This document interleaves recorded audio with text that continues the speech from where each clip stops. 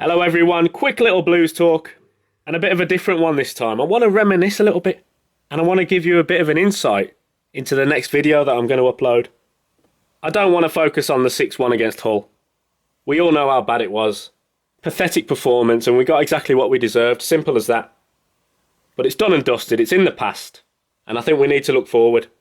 We've got a new manager now, Steve Cottrell, who I think was the right choice.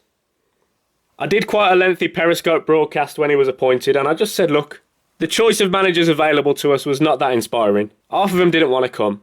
He was a man that's willing to come in, knows the club a little bit, he's happy to have Carsley as his number 2, and he's the kind of guy that can stabilise a situation like this. We're not looking for a world beater at the minute, we just need someone that can come in and steady the ship. Now, it's not going to be easy for him because we've got some extremely tough fixtures coming up, starting with Cardiff.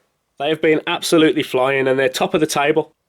And that game's live on Sky, which is usually not a good thing for us. And so are the two after that, and these are a big two. For me, two of the most anticipated fixtures of our season. Millwall away and Villa at home. What a difficult first 3 games for a new manager. Now, there'll be a lot of build-up to the Villa game, which we'll focus on closer to the time. But today, I am in a Millwall frame of mind. And I'll tell you why. With it being international break, obviously there's no Davo's Diary this weekend. And I thought, what about a little throwback? What about taking some old footage, re-editing it, and uploading in higher quality? And what better game to do that with than Millwall away, 2011-12. We went to the Den, and we won 6-0. Come on, come on!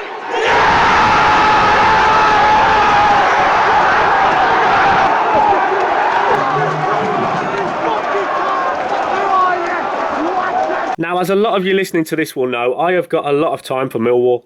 I think they're a proper football club. They're not the biggest club, they haven't got the biggest fan base. But you can take 8,000 Millwall fans, put them at the Den, and they're going to create a noisy environment, an intimidating environment. And for me, that's what football should be about. Proper clubs with proper atmospheres. So with all that being said, I hope you enjoy the 6-0 throwback.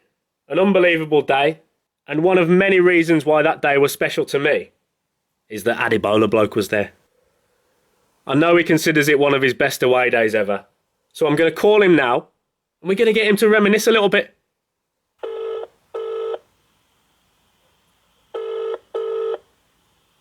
mate, I'm glad you've called. You're right. Yeah, well, no, not really, but... What's wrong? Well, you probably won't think it's a fuss, but I've just gone in to buy some seasoning. The bloke was quarrelling, saying it was the difference between all-purpose and everyday. It's the same bloody thing, ain't it? I wouldn't get worked up about it. Oh, God. Anyway, how are you? No, I'm alright. I just wanted a quick chat about Blues, actually. Yeah, go on then. I don't want to dwell too much on the 6-1 against Hull. Okay. And I know you don't, because I know it's been a stressful period for you. Yeah. I think all that needs to be said is it was the worst performance since Bournemouth, the 8-0. Yeah. And despite that, our fans gave a brilliant account of themselves. That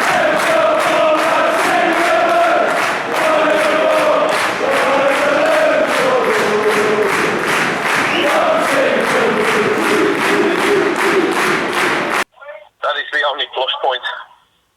But like I said, I don't want to dwell on it. It's happened, it's in the past, we're in an international break now. And I think it's important for us to look forward. We've got Cardiff coming up on Friday night. Oh, yeah. But bigger than that, we've got Millwall away. Yeah, absolutely. And that's what I want to talk to you about. Go on then. What would you like to say about Millwall away? I want to reminisce a little bit. We've played them a few times in recent years with you being there. Yeah. And of course, the most memorable one of all. It's ironic we're talking about Hull beating us 6-1.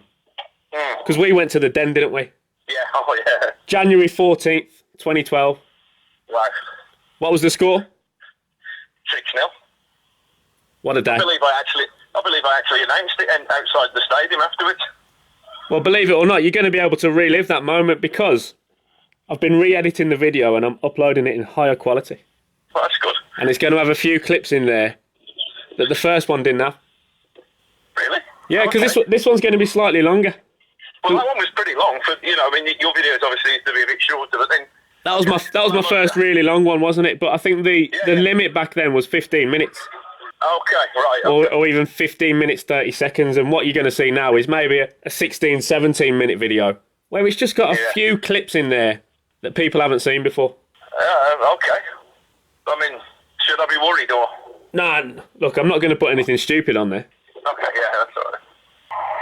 Just before we reminisce on that particular game, Okay. why is it that Millwall are a club that we hold in high regard? Well, just because football support in general's gone down the pan, big time. Yeah. At the big clubs and at the small clubs. Yeah. And there's just very, very few sort of genuine football fans left in the country now.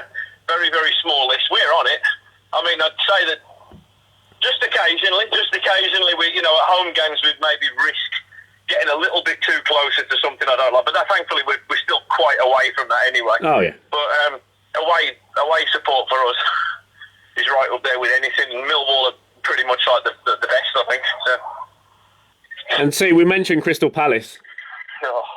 Palace and Millwall, as well as being rivals, they're polar opposites as clubs. Yeah, definitely. And Palace are an example of how, even though a lot of people look at them as good supporters, it's how modern football's gone so wrong in this country. I don't think any sort of old-time supporters. I think that the only people who class Palace as good fans are people who've only watched football for the last 5 years. Yeah. That's my opinion. Or maybe people who are big fans of the whole German or Eastern European style of support where it's a bit coordinated and you have the stand behind the goal, big flags, silly fonts on the banners and that. Germany had to become, at one point, it was a country to look up to in a lot of ways, but not anymore. So you're not a big fan of the old, the Dortmund, Bayern Munich types? No, not at all. What is it that you don't like about them? In a way, it's similar to what we were saying about the Palace thing. It seems as if we're just here to play we're here to do a job almost. Yeah. There's nothing natural about it. No, not a fan of that at all. Bunch of pricks, man. All right, anyway.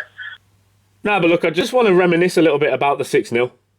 Oh, good. Yeah, go on, man. What do you remember about that day? Good weather. Yeah. For the time of year. Yeah. Very, very good train journey down with you, chatting to some Wolves fans and leaving our mate Holmesy behind. What happened? What happened with Holmesy? Go on. All I remember about that day was me and you meeting at New Street. Yeah. And he was still on his train from wherever, Bromsgrove or one of those places, and we were already halfway to London chatting to those Wolves. Didn't you say that there's only one train per hour from Bromsgrove to town? Yeah, that doesn't help. And that was the thing. He was asking us, hey, what time bus or train are you getting into town? And I'm thinking, no, man, we live in places where there's proper service. And then we still managed to have a full-blown, tour of London before. I don't know where the hell he ended up. But then I remember we went down to South Bermondsey, and I can remember him phoning us up to saying that, it's kicking off and there's Zulus everywhere. But what I remember as well was on the way back, we got separated and somehow we ended up in Watford. We made it up to though, didn't we, with West Ham away by taking it easy for a drink, and we went right into their pubs and we kept on getting more to turn back. Oh man, he's such a good lad though. There's been some great moments over the years. Oh no, I miss these things. Would you say that of all the clubs, outside of Villa and maybe Wolves, of all the clubs in the country, we've got the most interesting history with Millwall? Yeah, I'd say that. I think Leeds would be pretty high as well. I just feel like we have the dramatic ones against Millwall. The playoffs, obviously the 6-0. 3-3 the year after. Yeah, you were there for that as well. Oh, yeah. And it always seems, no matter what happens against Millwall, there's going to be a great crowd on both sides. And there's going to be a bit of spice to it. Oh, yeah. No, it's really good as well about going to Millwall. What's that? Well, we mentioned it a while ago with Holmesy, but it's proper train services. Oh, yeah, brilliant. It's one of those away games where it's just you'll have absolutely no trouble getting back from, even on a night game. Yep. And it's always good where you have to catch a connecting train to the ground. Oh, yeah. There's not many like that, unfortunately. But you love the train from London Bridge, don't you? Yeah, I do. You go past some decent maisonettes. Yeah. If you actually look on a map, that their ground's actually incredibly close to the city centre, but it doesn't feel like it when you're there. It's a funny one, isn't it? I mean, you feel like you've gone into London and then you're going way out, but really, if anything, they are the closest thing to a London club. I'm trying to think of if there is anything closer. The only one that might be is Chelsea. I'm giving it to Millwall. Yeah, I think we should. But again, Chelsea, I mean, as you said in the video the other day, that's a club that's still got something good about it. Yeah, definitely. More like, a bit like with Man United, though, it's more the away fans. Yeah. Well, were they any good in Madrid the other week? To be fair, they were. I mean, they could have been louder throughout the game. Mm-hmm. But obviously, when they scored and when they got the winner right at the end, it was brilliant scenes. It's classic English football fan scenes.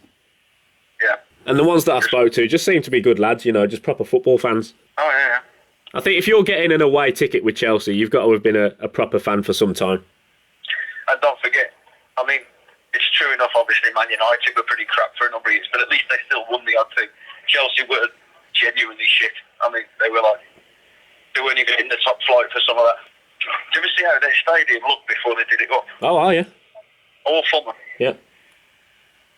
And the Den's an interesting one because it's a new ground. It's one of the first new grounds, isn't it? Yeah. And yet, it feels like a proper football ground. Just goes to show what a difference people can make. Oh, definitely. I mean, the setting helps as well. The fact that you've got a certain backdrop to it. Mm-hmm. Very industrial and gritty. Definitely. And also, I think a big thing is the fact that each stand is individual. It's not connected. Yeah, that's good. I think as well, another good thing, that road close by, I think it's Bolina Road. Yeah. Like 6 tunnels. Oh, yeah, the tunnels are brilliant. I mean, we can't really say enough about them. And that just goes to show like how bad football's got, because years ago you class them as like a main rival, but now actually it's nothing but admiration. Yeah. The match itself was cracking that day as well, because their fans just got angrier and angrier with 2 sendings off that were both a little bit like, the referee might have not sent him off on another day. And that was all Zigic, wasn't it? Yeah, my favourite goal actually then was our second one, because obviously at 1-0 anything can happen. Yeah, absolutely. Playing against 10 men. Yeah. But you just knew, all we need is one more to kill this off. It'd just be nothing but shit between our fans and their fans. But kind of, again, 2 lots of people that respect each other. But for 90 minutes we hate each other. And then the second goal, if I remember rightly, Zigic was doing little crafty footwork and just like winding up their fans. Yeah. And then it got knocked into Marlon King, and when he scored, I just seem to remember we celebrated almost with anger. It was great. Yeah, there was a lot of angry happiness that day. Yeah. And obviously by the time the next ones went in, it was just a bit of a joke. Yeah. From what I remember, the actual first goal, the Curtis Davis goal, Yeah. that was almost against the run of play. Oh, yeah. They'd had quite a number of chances. And again, it just goes to show with football how a goal can change everything. Yep. Because imagine if they go 1-0 up, that's just, a straightforward win for them. Well, yeah. What you just said there is very important, because it's one of those fixtures where the fans are almost not even watching the game, they're just focusing on the opposing fans. Yeah.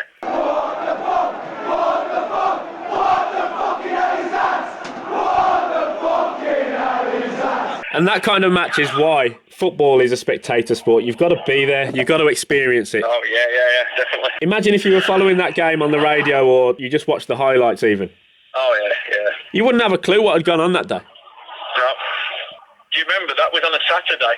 And just a few days later, because that's the thing about being in this division, is that the games do come a bit more thick and fast. Yeah. A few days later was Wolves away FA Cup replay. And that's why, if you remember, on the train back to London Bridge, there were a lot of songs about Wolves. Yeah. It almost merges into one, doesn't it, really, those 2 games? Because, look, that Wolves away game was special as well. It was. Any final message you'd like to give to the fans? Yes. Well, I can't get political, can I? I'd prefer if you didn't. No, man, I'll just say, just keep up our part of it. If the players aren't up to scratch, they won't be here in a few years anyway, but we still will be. Are we going to be all right under Steve Cottrell? We're going to be okay. We're going to finish about 10th or 11th, I think. Really? Yeah. You reckon we're going to win at Millwall or not? 0-0. 0-0. See, Yeah. here's what I think. I think we've had such a good few years against Millwall, including the 3-3 that you mentioned, where we had no business getting a draw. Yeah. They're due a good win over us. That's what I'm concerned about. Well, they're doing really well as well, so Yeah. But we'll let him have that one anyway, I think. And then the game after that is the derby. We'll talk about it more, but I just want your early expectations. What do you think right now? 2-1 to us. We'll take that. A draw against Millwall and a win over Villa. Yeah, absolutely. Everyone's happy at that. Yep. Brilliant. Well, thanks for your time once again.